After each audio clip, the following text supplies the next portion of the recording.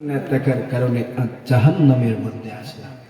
তাহলে আমার বিষয় যেটা প্রথমে যে বিষয়গুলো বলেছিলাম ওই বিষয়ের মধ্যে এটাই নামাজি না থাকার কারণে জাহান্নাম। তাহলে এক নাম্বার বিষয় আমি শেষ করতেছি, একবারে সংক্ষিপ্ত করে আমি শেষ করবো, আর বেশি সময় নেই, 10 থেকে 15 মিনিট শেষ করে দেব। আপনাদের কষ্ট হচ্ছে, যারা এখনো বসে আছেন অনেক কষ্ট করতেছেন সারাদিন, আপনারা পরিশ্রম করিয়া শেষ মুহূর্তে শেষ রাইতে এইভাবে ঠান্ডার মধ্যে রাখা ঠিক না। এরপরে দেখেন ওই জাহান্নামীদেরকে ওই মুহূর্তে তারা ওই কথাগুলা বলবে, কারণ দুনিয়ার মোহে পড়িয়া, দুনিয়ার সমস্ত ওই রং তামাশার মোহে পড়িয়া আমরা নামাজি হতে পারি নাই, এজন্য আজ জাহান্নামী।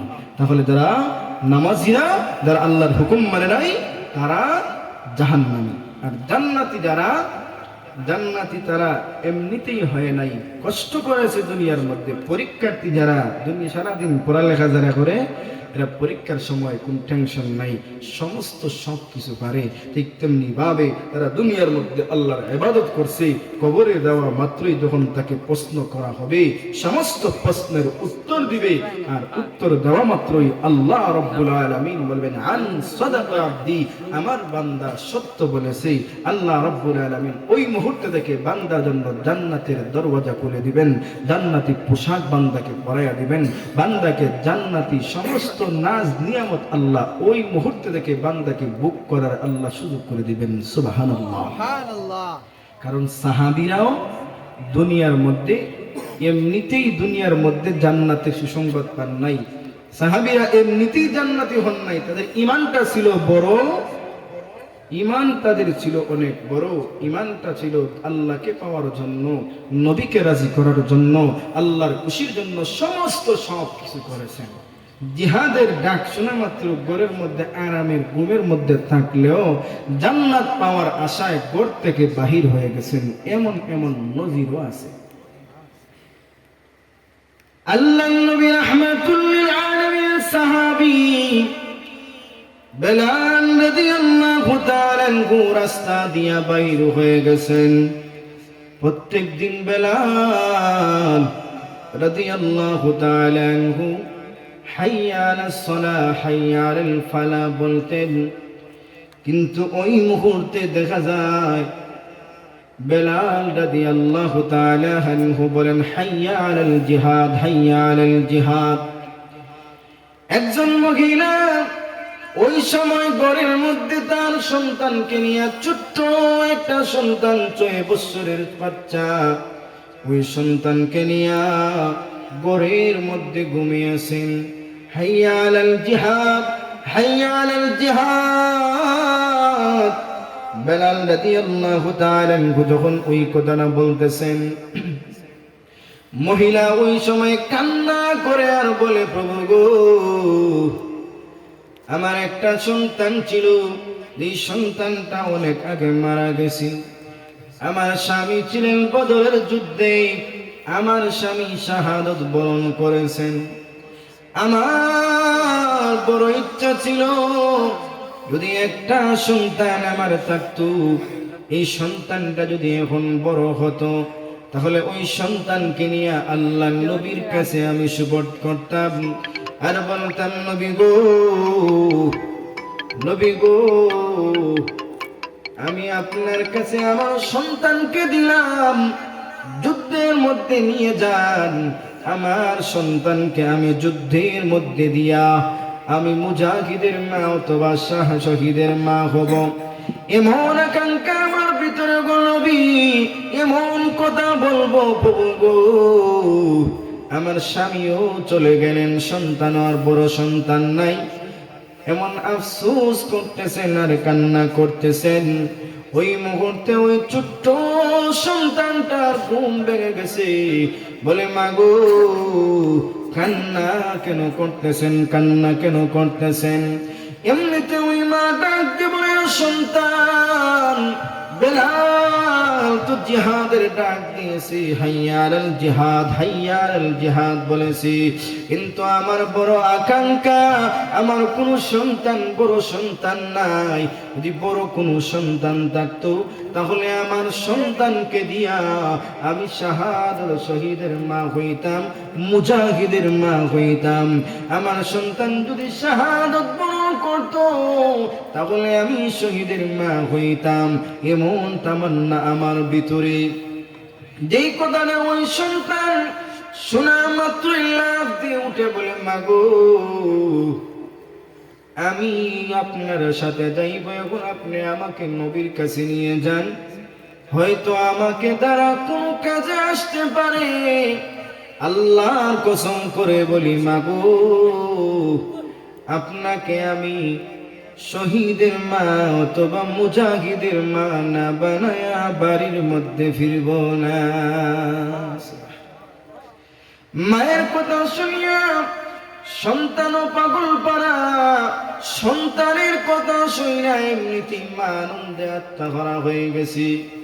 চলো রে সন্তান, ওই সাহাবীরা সমস্ত মানুষদেরকে যারা যুদ্ধে ময়দানে যাবেন তাদেরকে যাচাই বাছাই করতেছেন।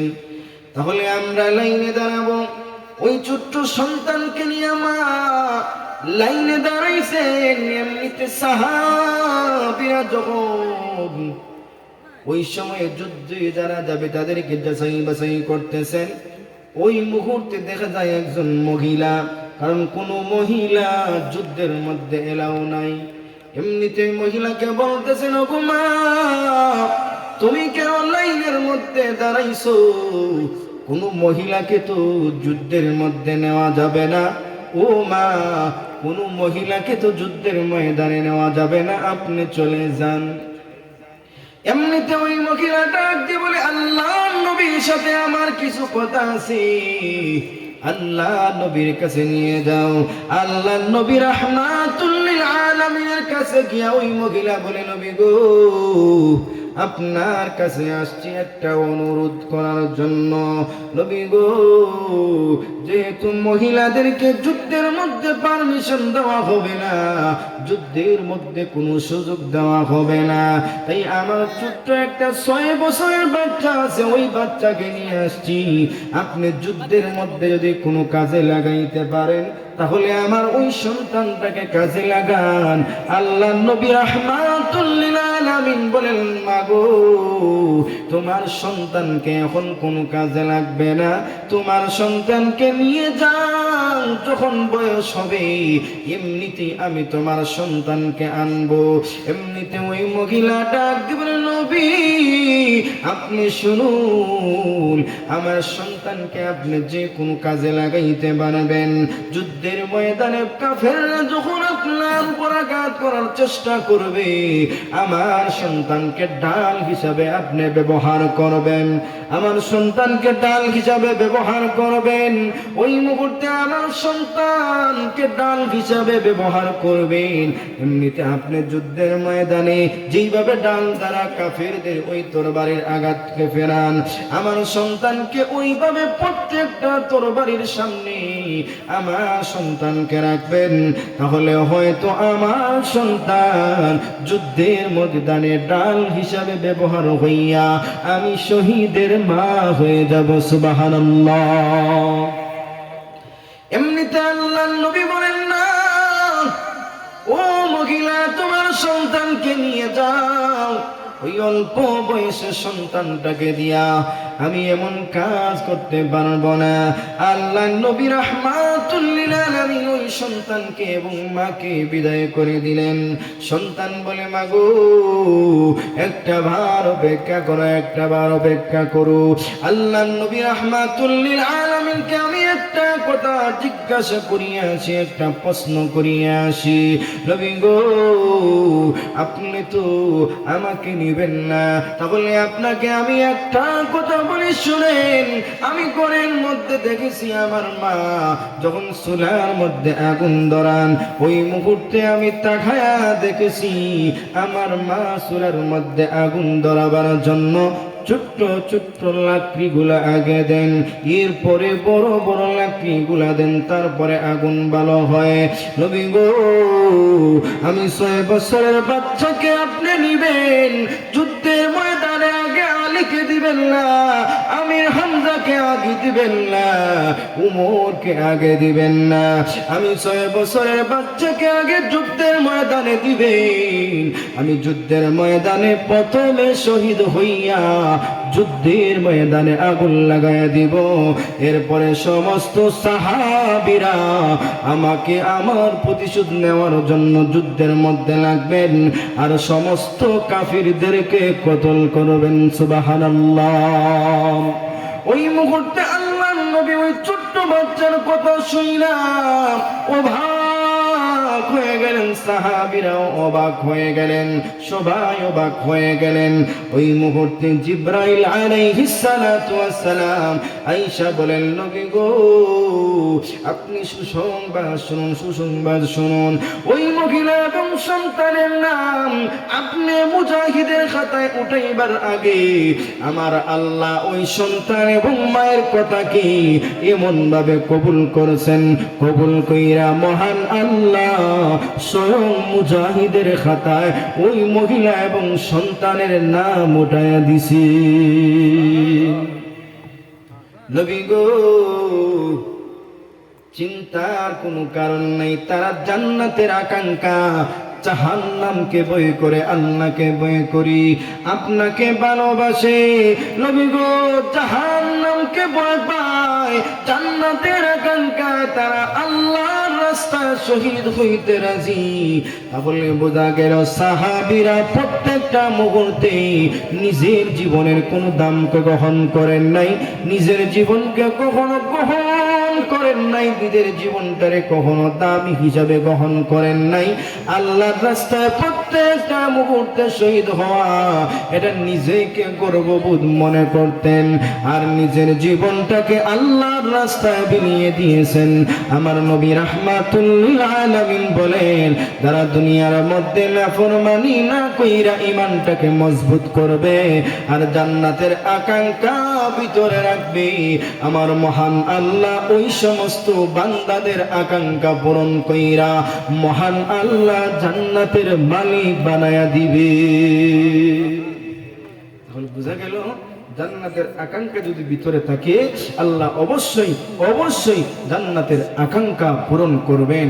ও ভাইরা আমার, আল্লাহ রাব্বুল আলামিন যেন আমাদের সবাইকে জান্নাতের আকাঙ্ক্ষা ভিতরের মধ্যে ঢুকাইয়া দেন।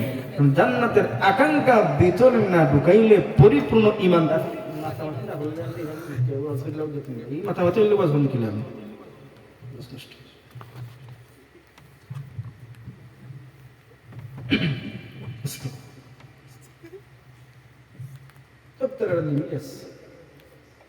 عجيب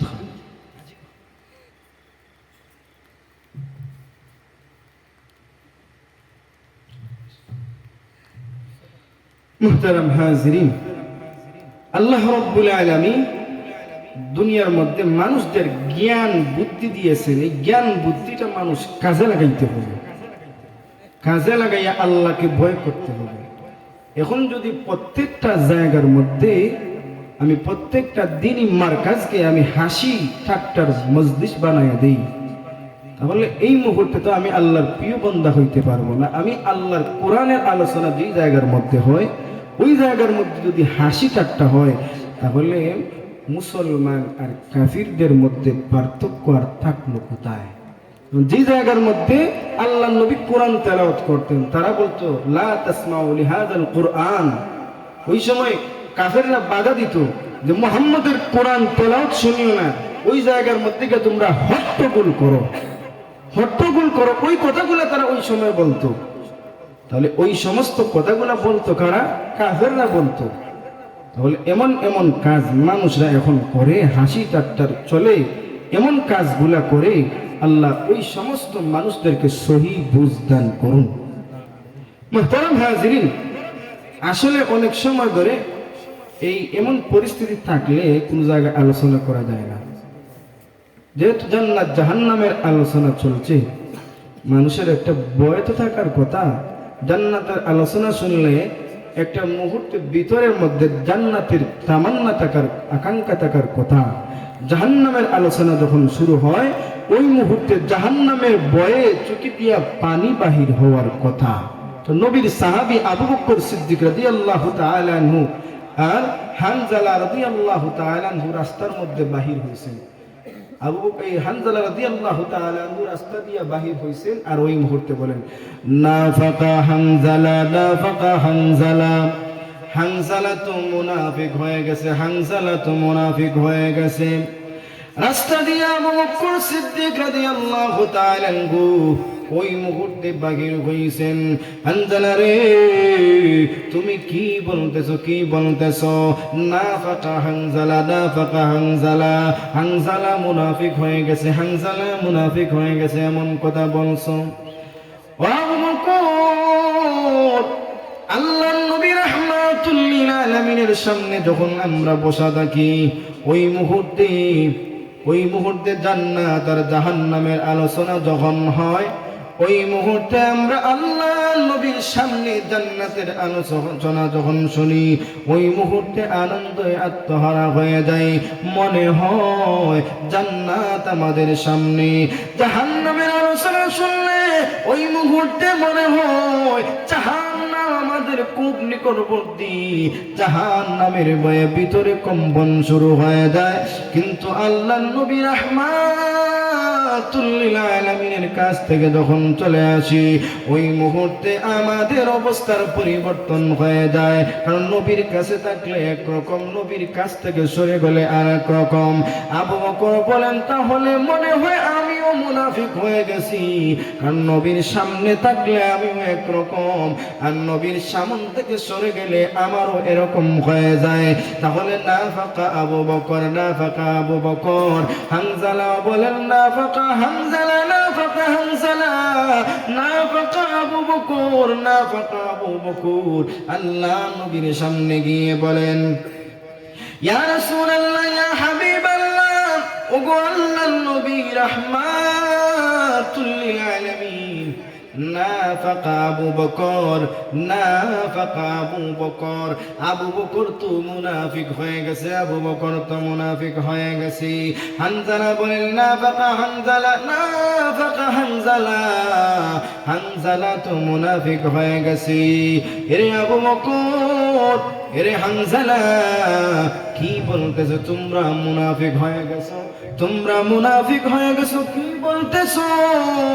এমনিতে আল্লাহ নবী রাহমাতুল লিল আলামিনের সামনে আবু বকর বলেন, ইয়া রাসূলুল্লাহ, ইয়া হাবিবাল্লাহ, আল্লাহর নবী গো, আপনার সামনে থাকলে আমাদের অবস্থা দেখে একরকম, আমরা মনে করি জান্নাতের আলোচনা যখন করেন ওই মুহূর্তে মনে করি জান্নাত আমাদের সামনে, আর যেই সময় আপনি জাহান্নামের আলোচনা করেন ওই মুহূর্তে মনে করি জাহান্নাম আমাদের সামনে। কিন্তু আপনার পাশ থেকে সরে গেলে ওই মুহূর্তে সব কিছুর পরিবর্তন হয়ে যায়। নিজের সন্তানদের কাছে গেলে আমাদের অবস্থার পরিবর্তন হয়ে যায়। নবী গো, তাহলে আমরা মুনাফিক হয়ে গেছি। আল্লাহর নবী রাহমাতুল লিল আলামিন বলেন, এরে আবু বকর, এরে হানজালা, এই সমস্ত অবস্থা প্রত্যেকটা মানুষের হয়। তোমরা যেহেতু ওই কথাটা এখন বলতেছো, আমি দেখতেছি সমস্ত ফেরেশতারা তোমাদের সঙ্গে মুসাফা করার জন্য পাগল পারা হয়ে গেছে। সুবহানাল্লাহ।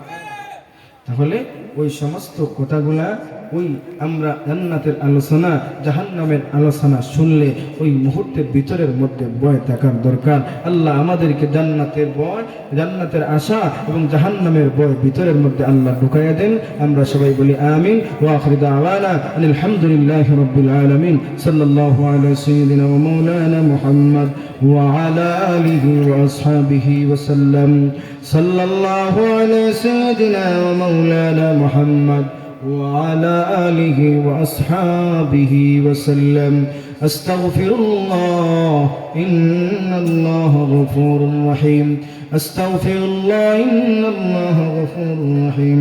ولا حول ولا قوة إلا بالله العلي العظيم. الحمد لله الحمد لله رب العالمين والعاقبة للمتقين والصلاة والسلام على أشرف الأنبياء والمرسلين ربنا ظلمنا أنفسنا وإن لم تغفر لنا وترحمنا لنكونن من الخاسرين رب العالمين আল্লাহ নজলে রহমতের সময় আয় আল্লাহ তোমার মায়ার বান্দাদেরকে নিয়ে আল্লাহ মুসলিম গুনাহগার তোমার শহীদ দরবারে হাত বাড়াইলাম আয় আল্লাহ মেহেরবানি করি নজলে রহমতের সময় আয় আল্লাহ আমাদের দোয়ারে কবুল আর মঞ্জুর কইরা আয় আল্লাহ আমাদের জিন্দেগির গুনাহ মাফ করে দাও আল্লাহ আয় আল্লাহ আমরা গুনাহগার তুমি তো গফফার আল্লাহ তোমার গফফার নামের খাতিরে মেহেরবানি করে আমাদেরকে মাফ করে দাও আল্লাহ তুমি যদি মাফ করে দেও না আমাদের তো আর যাইবার জায়গা নাই গো আল্লাহ হে আল্লাহ মেহেরবানি করে আমাদেরকে মাফ করে দাও হে আল্লাহ এই মুহূর্তে তুমি শেষ আসমানের মধ্যে আইসা বান্দার বান্দিকে ডাক দিতেছো আসনি আমার এমন কোন বান্দা জিন্দগি গুনাহ মাফ করাইতে চাও আসনি আমার এমন কোন বান্দা ওভাবে তারা মানুষের দাঁড়ে দাঁড়ে গড়ো ওভাবে তারা নিজের পরিবার চালাইতে পারতেছ না এমন কোন বান্দা শুনি এমন ভাবে তো তুমি ডাক দিতেছো গো প্রভু আয় আল্লাহ হে আরহামার রাহিমিন আল্লাহ আমরা তোমার দরবারে সমস্ত চাহিদা নিয়া আল্লাহ হাত বাড়াইলাম মেহেরবানি করে আমাদের সমস্ত জরুরতে পূরণ করে দাও আল্লাহ ও বিদার আছে ও বিদার অভাবকে দূর করে দাও ঋণগ্রস্ত আছেনকে পরিশোধ করার তৌফিক দান করো আল্লাহ আল্লাহ যারা অসুস্থ বেমারি আছেন সবাই পরিপূর্ণরূপে শিফা দান করো আল্লাহ যত মুমিন মুমিনাত অন্ধকার কবরে আছেন সবার কবরে জান্নাতের বাগান বানায় দাও আল্লাহ আমরা যারা হাত বাড়াইলাম আল্লাহ অনেকের মা নাই বাবা নাই অন্ধকার কবরে আছেন আল্লাহ মা যাদের নাই মার কবরে জান্নাতের বাগান বানায় দাও বাবা যাদের নাই বাবার কবরে জান্নাতের বাগান বানায় দাও আল্লাহ হে আরহামার রাহিমিন রব্বুল আলামিন তুমি তো জানো আমাদের কার মনের মধ্যে কি নেক আশা আছে আল্লাহ সমস্ত নেক আশারে পূরণ করে দাও আল্লাহ সমস্ত জরুরতরে পূরণ করে দাও হে আল্লাহ আজকের এই মাহফিলের মধ্যে যারা টাকা দিয়ে পয়সা দিয়ে বুদ্ধি দিয়ে শ্রম দিয়ে সাহায্য সহযোগিতা করেছেন হে আল্লাহ কাল কিয়ামতের কঠিন ময়দানে ওই মাহফিলটার জন্য নাজাতের উসিলা বানায় দিও আল্লাহ আল্লাহ ইয়া রাহমার রাহিমিন এই মাদ্রাসাকে আপনি কবুল করেন মঞ্জুর করেন আল্লাহ আল্লাহ মাদ্রাসার সমস্ত জরুরতকে তোমার গায়বী খাজানা থেকে পূরণ করে দাও হে আল্লাহ সাথীদের کرام যারা মাদ্রাসার মধ্যে মেহনত করতেছেন আল্লাহ হে আল্লাহ তাদের মেহনতকে কবুল কইরা কাল কিয়ামতের কঠিন ময়দানে এই মেহনতকে নাজাতের উসিলা বানায় দিও আল্লাহ এই মুহূর্তে আমাদের পক্ষ থেকে অসংখ্য অসংখ্য দরুদ আর সালাম সোনার মদিনা নিয়ে পৌঁছায় দাও আল্লাহ হে আল্লাহ আমরা যারা হাত বাড়াইলাম আল্লাহ আমাদেরকে বারবার মক্কা মদিনা যাওয়ার তৌফিক দান করো আল্লাহ ربنا تقبل منا إنك أنت السميع العليم وتب علينا يا مولانا إنك أنت التواب الرحيم آمين آمين برحمتك يا أرحم الراحمين